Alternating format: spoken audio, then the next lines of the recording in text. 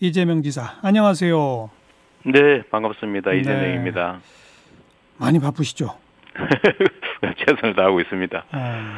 정말 제가 궁금한 게 지금 이제 네. 74일 지났어요. 첫 번째 네. 확진자 나오고 지금 이제 10,000명 돌파했는데 네. 매일매일 현장에서 이렇게 전문가들하고 또 상황 진단을 하시다 보면 네.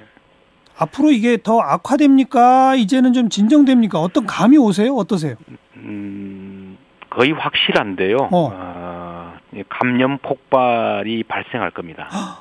그래요? 그러니까 이게 우리는 이제 외국에서 칭찬도 많이 하고 예. 초기 방역을 잘했다고 해서 특히 신천지가 이렇게 그래프를 왜곡하고 있기 때문에 예. 신천지 부분을 떼내면 예. 우상향 그래프가 이제 시작되는 단계입니다. 근데 원래 이 전염병 감염의 이제 방역 정책의 목표가 예. 원래 이 그래프로 따지면 봉분 형태인데 예. 이 봉분의 높이를 낮추고 예. 이제 오른쪽으로 최대한 밀어서 그렇죠. 천천히 총량은 적게 급격하지 않게 맞추는 게 목표지 예. 이걸 원천으로 없애는 것은 쉽지가 않습니다. 예. 그래서 우리는 지금 미국이나 유럽도 상황이 매우 악화되고 주변 환경이 매우 악화되고 있기 때문에 네. 우리가 이게 독야청청하기는 어렵고요. 예. 결국은 추락을 대비해야 됩니다. 소위 충돌을 대비하되 이제 연착륙할 수 있도록 충돌이 조금 약할 수 있도록 하고 네. 그때 피해가 최소화될 수 있도록 이제 의료 시설 장비 체계 준비하고 예. 그다음 경제적 대책 세우고 해야 됩니다. 네. 좀 상징적으로 표현하면 우리가 이제 방파제로 파도는 열심히 막았는데 이제는 이런 방파제로는 이겨낼 수 없는 쓰나미가 몰려옵니다. 안 하면 좋겠는데요. 네. 저희는 그렇게 할 거라고 보고 거기에 대비해야 된다. 이제 마음의 준비를 좀 해야 될 때가 되지 않았냐 싶습니다. 그렇게 판단하시는 핵심 근거는 네. 대구 신천지 그거를 빼놓고 확진자 숫자에 특히 수도권 지역의 그래프를 그려보면 네. 지금 이게 조금 치솟다가 꺾이는 게 아니라 오히려 치솟기 직전 단계다 이거예요? 그렇습니다. 초기 그래프입니다. 우상향으로 고개를 쳐드는 초기. 왜냐하면 신천지는 특수 상황이거든요. 네. 그러니까 저희가 이 미국이나 유럽과는 다르게 상당 정도 이 그래프 우상향을 지연시켰던 건 대성공이고요. 네. 그 점을 이제 해외에서도 인정하고 이제 우리 방역 당국의 역량을 인정받는 것이긴 한데. 네. 그 우상향으로 그래프가 커지는 건 막을 길은 없어서 그걸 준비해야 됩니다. 폭발 전야다 이 말이고. 그럴 가능성이 높습니다. 그렇다면 지금 고강도 사회적 거리두기 일단 정부에서는 이번 주 일요일까지로 시한을 정했던 거 아닙니까? 네. 앞으로 이건 상당 기간 더 해야 되겠네요. 그래서 저희가 지금 잘 대응하고 있는데 예. 소위 이제 물리적으로 거리를 철저히 유지하고 방역 수칙을 잘 지키고 예. 이게 금방 끝날 일이 아니라 수개월 또는 해를 넘길 가능성이 높기 때문에 이제는 동거를 잘 관리해가면서 동거를 원치 않지만 동거를 준비해야 됩니다. 그래서 치료제와 백신이 나올 때까지 잘 견디고 그때까지 피해가 최소화될 수 있도록 수칙을 잘 지키고 그렇다고 완전히 일상을 포기할 수는 없기 때문에 소위 생활 방역으로 전환해 가야 된다라고 얘기하는 거죠. 예, 그 강력한 사회적 거리두기를 하면 경제가 완전히 올스톱되니까 거기를 조금 완화시키되 지킬 건 지키는 걸 생활 방역이라고 지금 개념하시는 거잖아요. 그렇습니다. 근데 그게 철저하게 수칙을 지키고 그게 구체적으로 뭔지 잘 모르겠어요. 생활 방역의 구체적 실천 지침이 뭡니까? 예를 들면 반드시 마스크를 안 쓸 수 없는 때 벗어야만 되는 때 예를 든다면 밥을 먹을 때 이럴 때는 마스크를 벗지만 반드시 마스크를 쓰고 필요하면 거리를 유지하고 음식도 같은 그릇 쓰지 않고 가능하면 식탁에 앉더라도 좀 거리를 유지하고 대각선으로 앉다든지 또 식탁에 거리를 유지한다든지 이렇게 일상적으로 물리적 거리를 두기 위해서 최선의 노력을 하는 거죠.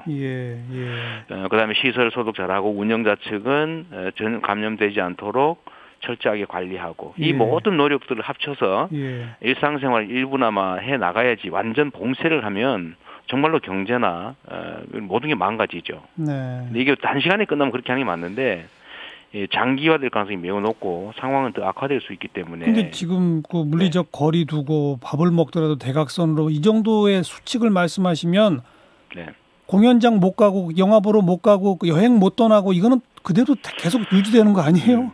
상당 정도는 그럴 수밖에 없겠죠. 아, 걱정 큰일입니다. 비행기나 이런 거는 사실은 그 비행기 공간 구조가 네. 매우 위험하지 않습니까? 예. 일단 뭐 통 같은 거니까요. 네. 그래서 그런 부분들은 어쩔 수 없더라도 모든 걸 정상으로 돌아갈 수는 없지만 할 수 있는 범위 내에서는 일상을 일부나마 회복을 해야지. 이렇게 계속되면 심리적으로나 경제적으로나 아니면 또 건강상으로도 매우 나쁜 상황을 초래할 수 있어서 최소화해야 된다. 피해 최소화라고 그래서 말씀드리는 겁니다. 알겠습니다. 피해를 피할 수는 없다. 감염 전문가 이재갑 교수 어제 초대해서 그분도 수도권의 그래프를 보면 이건 앞으로 더 큰 우려가 된다는 얘기를 했는데 이재명 지사께서는 아예 그냥 폭발 전야다라고 딱 말씀하시네요. 네, 그렇게 저희는 행정을 하는 사람이고 최종 책임을 져야 되는 행정 당국이기 때문에 어쨌든 최악을 대비해야 되고 그렇다고 해서 이러니까 우리 큰일이다라고 하는 게 아니라 저희는 그럴 경우에 대비해서 의료체계 충분히 준비하고 중환자실 준비하고 생활센터 준비하고 경제적 대책 준비하고 하니까 너무 걱정은 마시되 방심해서는 안 되고 생활수칙 방역수칙을 반드시 지켜야 된다. 그 말씀 꼭 드리고 싶은 겁니다. 알겠습니다. 자, 그 이제 재난기본소득으로 가서 경기도는 이제 모두에게 1인당 10만 원씩. 이제 지금 제가 보기에 대략 한 3가지의 방법론이 있는 거예요. 서울시 같은 경우는 저소득층이나 또 영세 자영업자나 뭐 소상공인들을 대상으로 전체 주민의 한 3분의 1가량 신청을 받아서 심사해서 주는 방식을 택하고 있고 경기도는 100% 다 주는 방식을 택하고 있고 중앙정부는 70%까지 그러니까 상위 30%만 빼고 거의 이제 상당수에게 주는 방향을 선택하고 있지 않습니까? 그 3가지 방법론 중에 100% 다 주는 게 제일 좋다는 이유가 뭡니까? 모든 정책이 뭐 어떤 건 옳고 어떤 건 그런 건 아닌데요. 저는 이거는 어려운 사람을 도와주는 복지 정책이 아니고 현재 경제 위기를 극복하기 위해서 소비의 진작, 즉 경제의 흐름을 회복하는 게 필요한데 그렇게 하기 위해서 우리가 재정 지출을 하는 것이어서 경제 정책으로 받아들여야 되고 거기는 돈을 많이 내는 사람은 더 주지는 못할 망정 똑같이는 주는 게 좋고요. 공평성의 개념이죠. 두 번째는 속도와 절차 측면에서 전원에게 주는 것이 훨씬 빠르고 쉽습니다. 마지막으로 하나 더 있는데요. 오늘 제가 심리 전문가들하고 얘기를 하다 보니 그 얘기를 들었습니다. 왜 이렇게 30%만 제외하는데도 먹고 살만한 사람들이 극렬하게 저항하느냐라고 하는 이유를 말씀하시는데요. 어려운 상황인데 불만을 표출할 때가 그쪽으로 몰린다는 겁니다. 그래서 이게 분열, 그다음에 투사 작용 때문에 사회적 갈등이 격화된대요. 그래서 심리 방역의 측면에서도 이럴 경우에는 공평하게 하는 게 훨씬 더 낫다고 하더군요. 그런데 중앙정부는 왜 70%로 제한했을까요? 그 아마 야당이 반대하고 또 기재부 이제 뭐 관료들 입장에서는 과거의 생각에 따르면 재정을 아껴야 되고 이걸 경제 정책으로 받아들이기보다는 경제 때문에 어려워진 사람을 돕는다. 이런 생각에서 벗어나기를 못하는 것 같아요. 그래서 저도 여러 차례 뭐 제안도 드렸지만 뭐 저희야 일단 결정되면 최선 따르는 것이고요. 가급적이면 지역화폐로 일정 시간 내에 쓰도록 만드는 장치를 꼭 했으면 좋겠다. 그래야 진짜 경제 순환에 도움이 된다는 말씀 꼭 드리고 싶습니다. 중앙정부도 지자체에게 그걸 이제 맡겨서 지역화폐 형식으로 일정 기간 안에 소비하도록 이거는 하고 있는 것 같더라고요. 네, 그런 것 같습니다. 그렇죠. 경기도는 언제부터 지급 시작됩니까? 9일부터 저희가 지급하고요. 이게 지금 아까 절차와 시간 문제를 얘기했는데 일선의 소위 동사무소 직원들이 업무 처리를 해야 되는데 조사하고 심사하고 결정하고 너무 힘듭니다. 더군다나 선거 사무까지 겹쳐서요.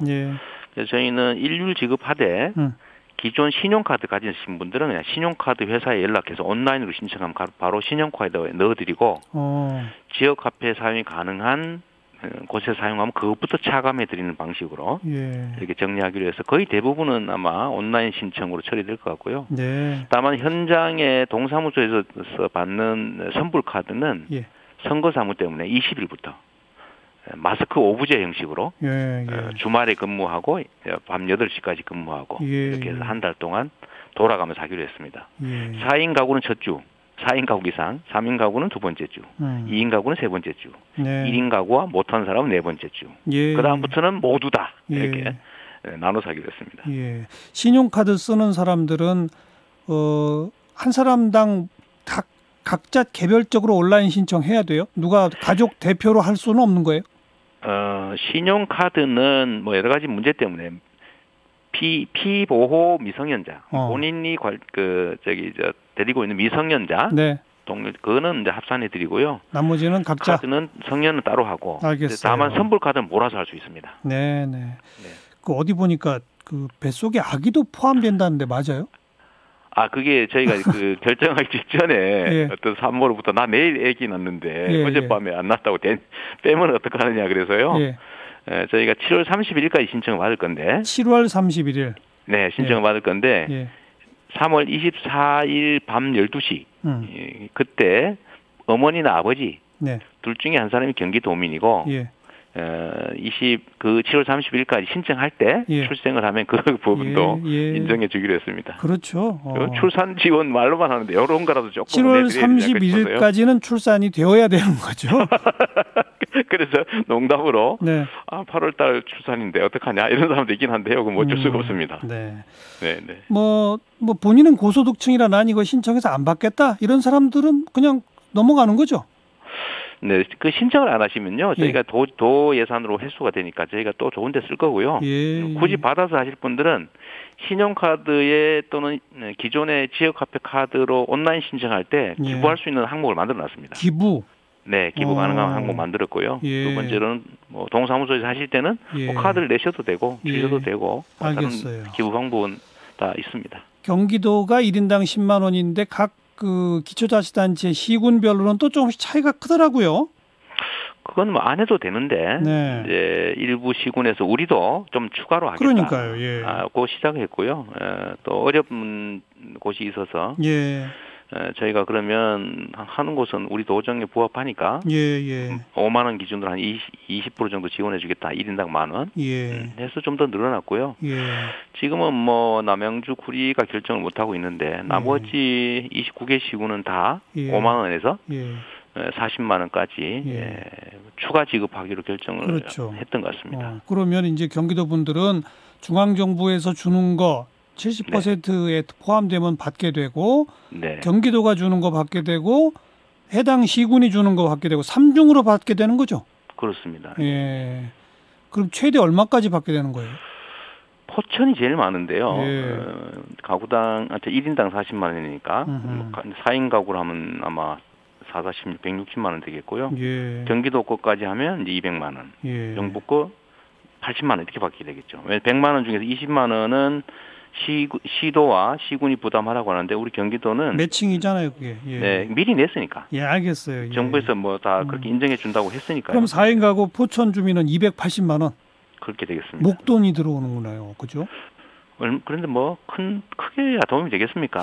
그래도요. 네. 근데 이제 그런데 저축하면 안 되고. 3개월 안에 무조건 써야 됩니다. 3개월 안에 써야죠. 안 쓰면 사라집니다. 이재명 지사 아까 처음에 이제 앞으로 이게 장기화될 수 있다. 내년까지 갈지도 모른다 했는데 이런 일이 이거 한 번으로 끝나서 되겠어요? 이런 긴급 생계 지원이 또 준비돼야 되지 않을까요?